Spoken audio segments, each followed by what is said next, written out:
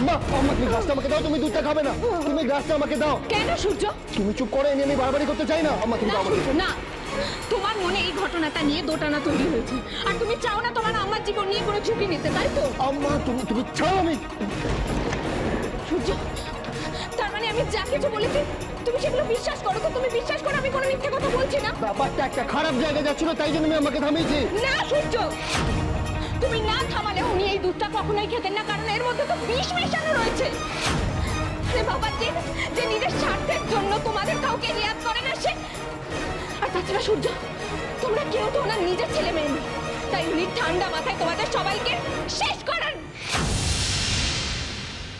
আম্মা আম্মা আম্মা আম্মা আম্মা আম্মা এখানে দাঁড়িয়ে থেকে এত অপমান সহ্য করার চেয়ে আমার মনে হলো এটা খেয়ে নেওয়াটাই ভালো।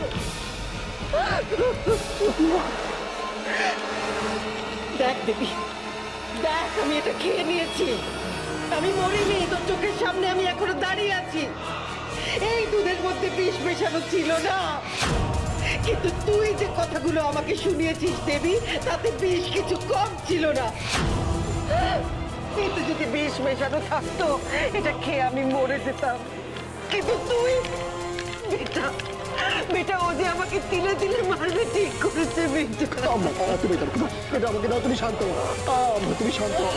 আমি আর শুনতে আম্মা আম্মা আম্মা আমি চাই না বাঁচতে, আমি বাঁচতে চাই না, আমি নিজেকে শেষ করে দেবো, আমি মরে যাবো, মরে যাবো আম্মা আম্মা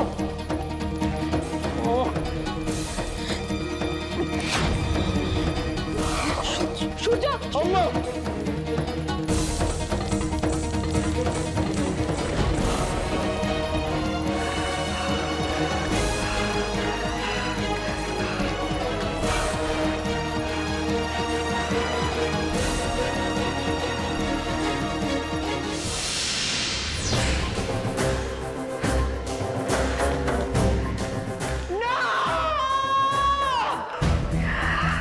এত অসম্মান, এত অপমান আমি নিজেকে, হে মা জগদম্বা, এই দিন দেখানোর জন্য কি আমাকে বাঁচিয়ে রেখেছিলে তুমি? আমাকে তুলে নাও, মুক্তি দাও।